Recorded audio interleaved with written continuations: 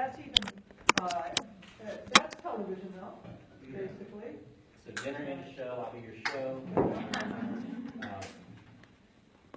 Many of you may remember or may have heard the tale of 4 years ago or so, 5 years ago now, GPD made the decision to outsource its master control operations.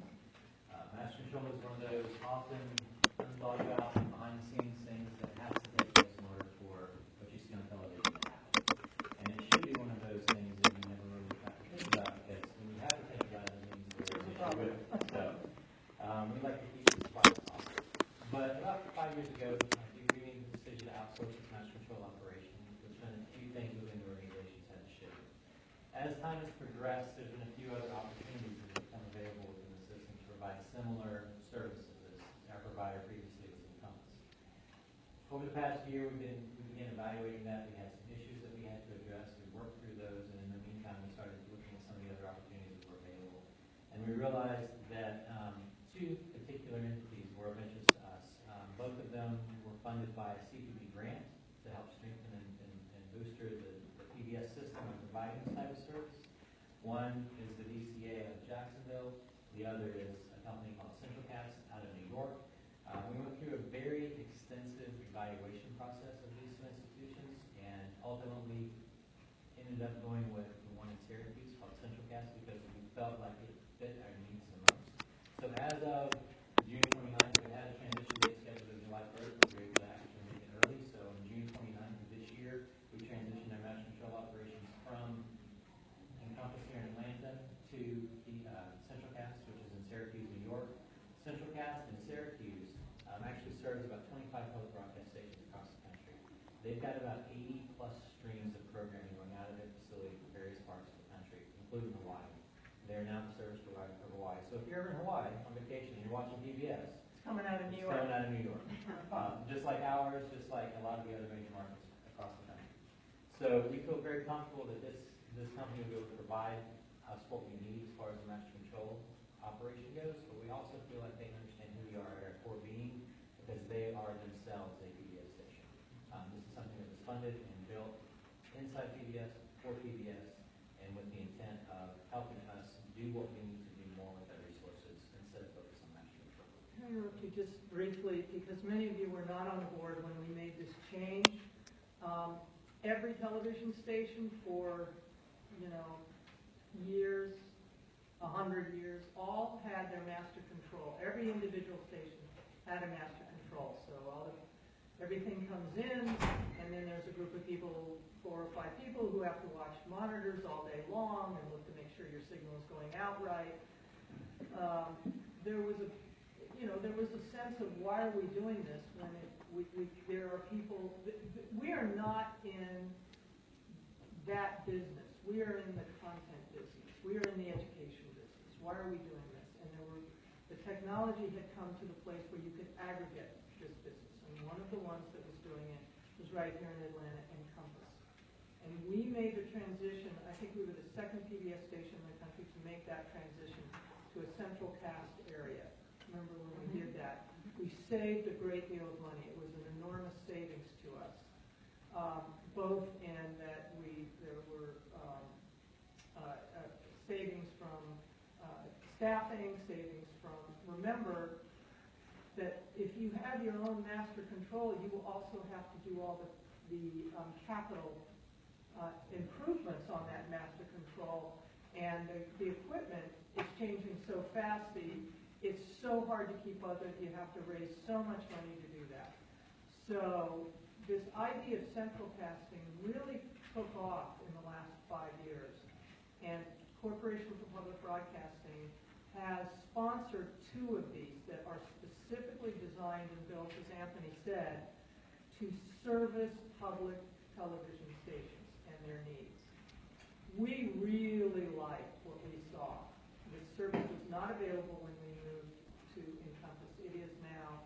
And Anthony is a particular expert in this. Anthony came from Jacksonville, which is the group of people. You built one. So they're in Syracuse and Jacksonville. Anthony was actually involved in the building of the Jacksonville, Florida one.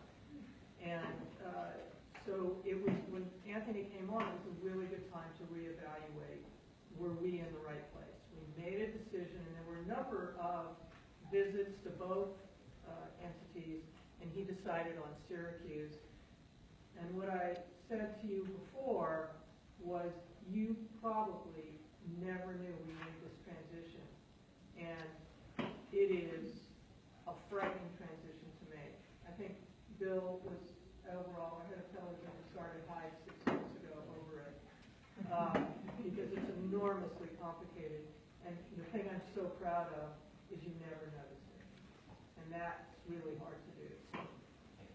Yeah. It sounds like you made absolutely the right decision. Business security, being, a Georgia public company, you have a public organization. Is there no obligation to buy in Georgia? No. And we were pretty proud that we could keep our business in Georgia, really proud. I hesitate to say, but the customer service with regard to this particular company was not all we wanted it to be in the later years. At the same time, if there was one that was built for public television in Georgia, then I think we would love to keep it in Georgia. But there have been so many advances that make this so much more attractive. For example, how many stations did you say there? There are 25 points now. Yeah, that's okay. I understand, and it's a great, no, there is no policy. But now with these 25 stations, if they produce something, we can also access it more easily. It's on their servers that we have access to, so it's pretty great. The financial savings alone. We'll talk to them about that. One of the other things that was attracting is obviously the business decision and the finances behind it. And because of this move, we've been able to leverage, and with their funding sources and the way they've structured their business, it's a significant savings for us on an annual basis. It's about $800,000 a year from the transition to and it also has a little bit more reliability with the backup and disaster recovery that they've been able to implement as technology has evolved. For example, I believe it was the day after we went online, I got a call about 9 o'clock in the morning from the director up there that says, hey, I'm really sorry, I wanted to call you before now, but we couldn't because we were so busy. And I said, well, please explain. And he said, for the first time in the history, since we've gone on air 3 years ago, we had something happen that has never happened before. He said, our entire hub, our entire facility here went red, looked like a Christmas tree, everything failed. He said, we had they do exception monitoring for our signals, the signals of the other stations, which means when there's an error, the system automatically corrects itself and self-heals it. The user never knows the difference except for an alarm. When that happened, they had over 10,000 alarms instantaneously, 5,000 of which had to be cleared by hand by clicking acknowledge, before they could get back into their system. Bill, myself, none of us ever knew that happened until he called and said, hey, sorry, I couldn't call and tell you about this before now.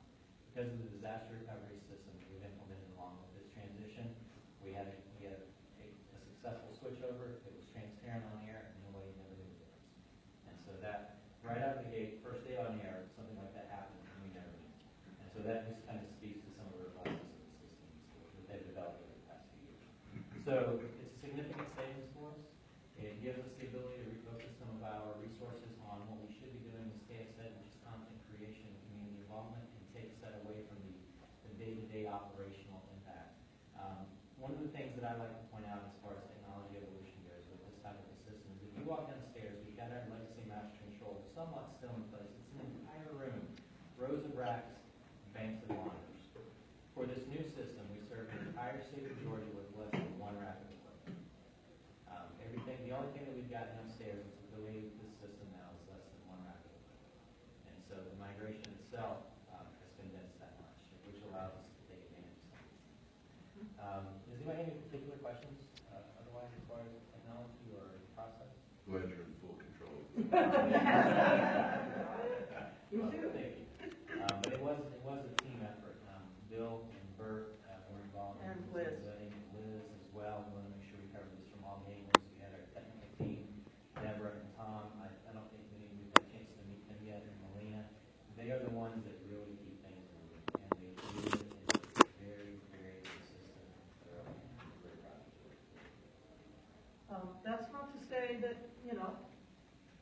times you'll see that we go down, and that's because of our towers. And we have 26, Years and all. Yeah. 14-inch. no, but it was 26. Plus radio sensors. Yeah, yeah. Just a lot of towers, and it's 90% of the time it's weather, and we have lots of weather in Georgia. Last night was a lightning strike. Last night was a lightning strike. So, But we deal with it as it comes. I see the email, yeah, but it doesn't appear that anything stays off there very long. no, That's no, one it thing we gets try to it right away. But it usually is weather. Okay, Bill, now.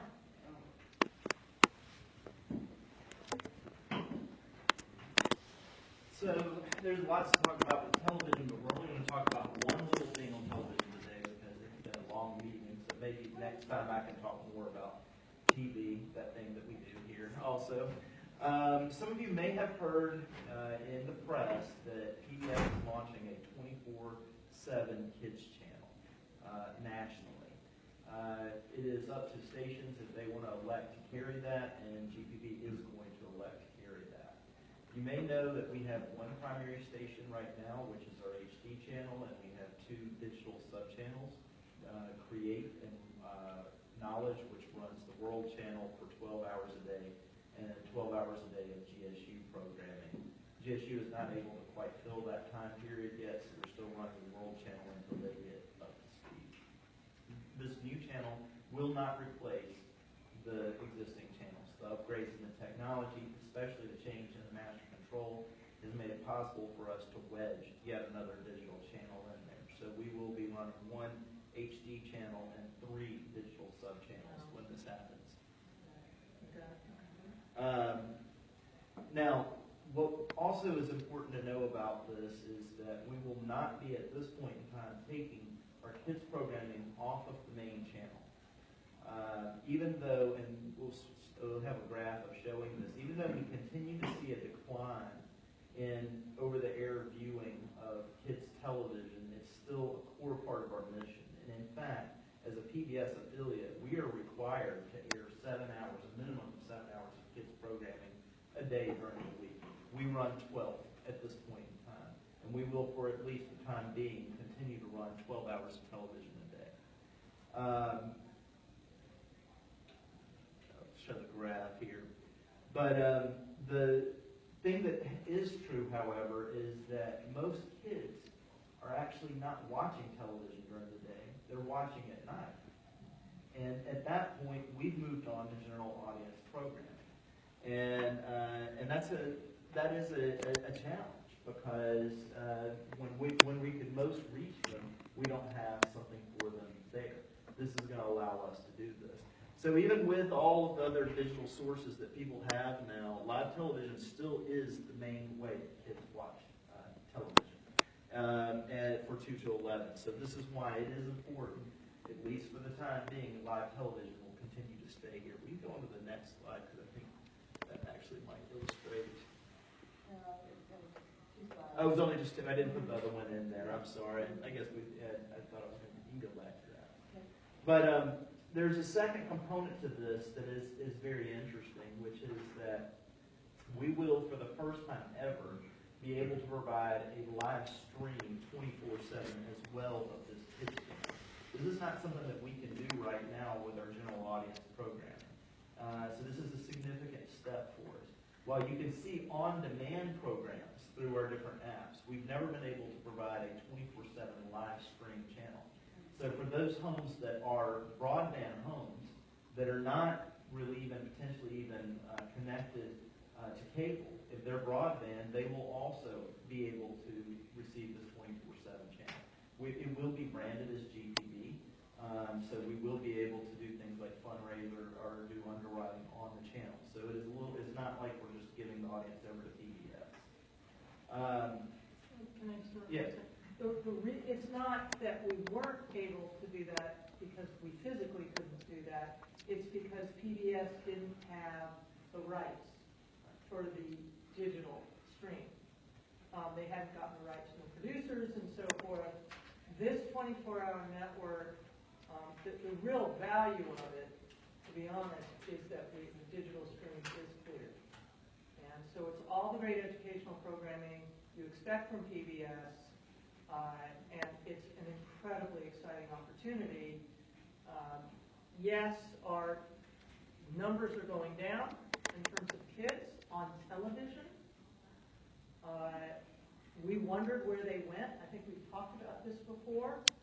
And we know where they went now because you want to talk about the PBS digital numbers?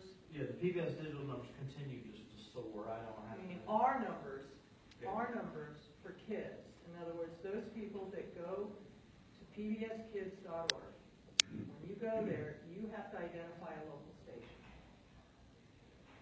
We are #1 in the country for people identifying GPB when they go to pbs.org kids. Right? We were number one or two. We were number 1 or 2. I forget. I think it was number 1. Number 1? Number 1. So all those people that we lost watching kids television on our main channel, we know where they went. They all are still with us, but they're watching online. And there's millions of them. Millions. It's not a few hundred, it's millions. And so what this will do now is that it will hopefully obviate that, and it will be actually live stream. Basically, what it's creating is the equivalent of a channel. Whereas before, when we sent them over to the PBS live streaming, we lost control and all identity at that point. They became essentially a PBS customer, not a GPB customer. And truthfully, they need to stay a GPB customer because we pay the bills for PBS. PBS does not have any money unless it's people who are giving to this station, and we send the money on to PBS. So we have to keep that relationship. Hey, Bill, I was going to kind of point out one thing that you're probably going to talk about, but I thought it was really interesting, especially with Donna in the room, that one of the reasons they were talking about 24-hour service, why that was important for kids who are in hospitals, who maybe are up strange hours in treatment, and to have the 24-hour children's network. I've looked at some of the Nielsen kids viewing numbers 2 to 6. It is really distressing, quite honestly, to see how many children are watching television at really, really odd hours of the day. It would really stress you out to see, when you see 2 to 6 viewing numbers, at 1 o'clock in the morning during the week, you're wondering what is going on. You're like, is somebody not playing, using the Nielsen box right? I mean, we know, the research has shown. One of the reasons, it's really kind of crazy because the digital is where so many of our audience has gone, and yet there's also homes, particularly homes that are low income or in minority or especially Hispanic communities that are only over-the-air television, and they only have an antenna. So we're kind of, this is addressing kind of 2 issues at the same time. The future, but also those at-risk homes that have no other option in the evening but an antenna. And so, of course, anybody with an antenna can receive all of the digital subchannels. And also because of the agreement Comcast made with public television some years ago, they are obligated to carry up to 3 of our digital subchannels. So Comcast should, unless they renege on their agreement, should not replace any of our other channels. They should insert that on there. I'm hopeful because Google Fiber has added us to their lineup on their digital, our digital channels to that. I'm hopeful they will as well add this channel on there. Charter, if you know someone, it'd be great if you wrote them. Well, but Comcast is the big player. Yeah. Not to interrupt you, but if you don't mind speaking to it for just a moment, is the national impact of this decision from PBS, kind of the national side of education that PBS is making with the kids programming, and start that conversation at the national level about the importance of public media. Yeah, I think they are. I will tell you, to be really honest, I think what forced the hand on this was Sesame Street. I really did.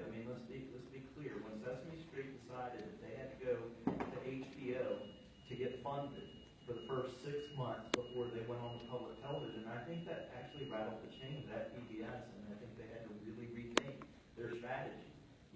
Why are we having such a hard time raising money for something that everybody says is the core of public broadcasting is television. I mean, how many times has That kids Congress... program. Yeah, I mean, how many times has Congress said they wanted to take CPD funding and trot Big Bird down there, and, you know, it's back in the budget, you know? I mean, this is, and then, so they lost the tie. Now, you know, there's specific reasons about Sesame Street that We're out of their control. yeah, it really was out of control. That is an incredibly expensive show, and it's actually not the most watched kids show. It's actually one of the least watched kids Isn't that shows. amazing? There are many other Word Girl, Yeah, more popular. yeah, but I mean, but for people like myself who grew up in Georgia, on Georgia Public Television, and watched Sesame Street, it's kind of heartbreaking to see that show is now a half hour that starts on HBO, such as it is. However, what it did do is it looks like the PBS is finally taking a strategy on kids that as a station is a cooperative relationship with the station rather than trying to do an in-realm with stations, and so I very, very much applaud that effort. Do you have any questions about it? Do we know why we're number one on the? No.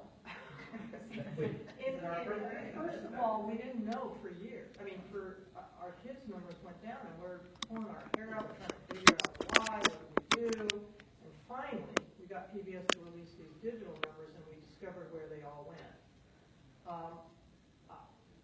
I'm at a loss. I can tell you a little bit. Well, We did it to there, that's ourselves. the expert. We did it to ourselves. I think from the digital I mean, side. the good part, that Yeah. they go on the digital piece, we're the number one. Well, so we were and have been a leading digital station within the system. Our numbers are essentially equivalent to WGBH out of Austin. So while they are a powerhouse, national digital producing numbers, station on the digital side, we are essentially a peer. And so when these things, you know, it's kind of a, you know, death by 1,000 cuts. PBS has added a game online. We created a link from our website to their game, and then it became a whole website of games, and then it became a whole website of videos. And over time, we ourselves sent our audience to PBS because we wanted to serve them. We wanted them to go there. So I actually think we created that relationship. Behind the scenes, we battled quite a bit over it because we said, why are we sending you all of our traffic when, you know, we've got to fundraise it, and again, your bills are paid by the check we write you.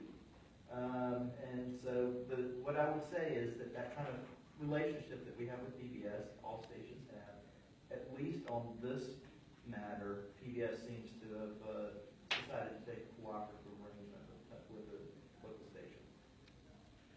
So an answer is that we're pretty aggressive online. And so our audience comes to us a lot online. You know that we're the first PBS station that created an Apple TV app. You know we're the first one to create a sports app. If you've looked at we have apps for every one of our radio stations. I mean, we send our audience digitally a lot. So Yeah. that's a great way of putting it. I don't want to put you on the spot, and I haven't asked you in about a month.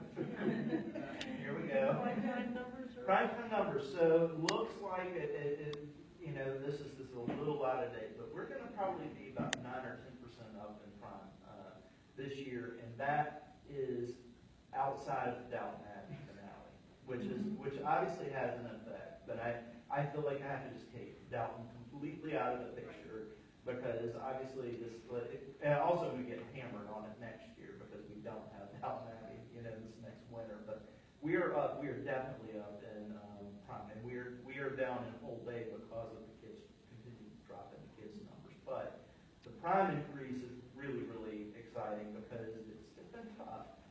Drama continues to lead the way. You know, I think that PBS they had a real nice benefit about 5 years ago before Netflix and Hulu were funding their own productions, HBO was funding as much, and all the networks were all on unscripted reality programming. I think we all know now it's completely gone in the other direction, and everyone is now back into the scripted programming realm, so the competition has really, really increased for us, and finding, you know, that next Dalton, that next program that pulls people in, I think is tough, and that's I guess really what my job is we rely on PBS, but then outside of PBS, it's acquisition properties and finding that next one. I'll tell you, Rosemary and Thyme has been like my saving grace on Saturday night. If you like that show, I'm glad, because we actually now often have the highest ratings on Saturday nights in any station in the country because of Rosemary and Thyme, which was an acquisition series recommended by a member, by the way. And then coming up will be Victoria this winter, which I think is going to be, is a hope, is that that's going to be the new series that you'll want to watch. How many episodes? I believe it's 8. So 8 episodes on Queen Victoria, and it only covers from the time she's 18 to 22. And So I think they're hedging their bets. They've got a long life to go. it has certainly got all of the elements of a breakout series. What I've seen so far are rough clips and things with time code on there, but you can tell they're trying to take everything that they've learned from Boughton and try to apply that. And then in the meantime, we'll continue to try to find those special BBC or Acorn or RLJ, like the other places that have acquisition properties. I'm very excited about a series that I'm going to buy called Agatha Raisin that is airing right now in the UK, and we'll be able to roll it out this winter. I really wanted it for the fall, but we still live in this world where we have to wait 6 months for it. But I think that one will be really enjoyable. So. Good, thank you, Bill. Question, will we get a season 2 of the Yes. Yes. Great. Do you know what it is? It's Do this you know fall. what it is this summer? This fall. This fall? Yeah. This fall. So there you go. Okay, one final thing. I want to show you a short clip of the documentary that will air this fall. Thank you to the Emily Foundation, the graciousness. It is our documentary about Bobby Jones. It has been a long time coming, but only because I only wanted one person to do it, and they were on another project and had to get that finished, which was the one about Sherman's March. And I think it's superb. What we have is a little bit, it's a little of a rough cut, but this is your general idea, and but we are ready to go on it. It's pretty much all there. So Phil, can you do the lights for us? And we're going to show you just about the first minute and a half. I think we are. Yeah. Mm-hmm.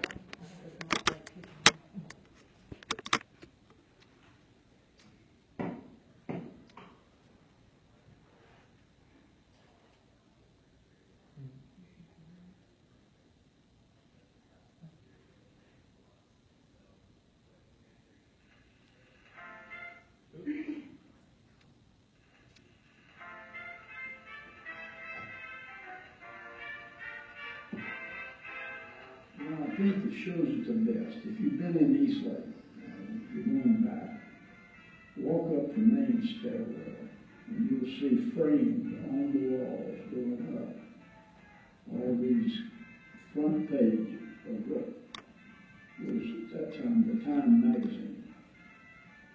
And Charles Lindbergh only made one cover.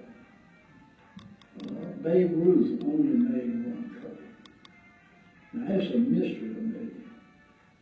Golf is a little bitty small sport, not all that important, but he's on about 10 of those covers, and they're there. You can see it, and you wonder, what in the world? Nobody else got on board with one cover. It's a mystery. Okay, I can't answer that.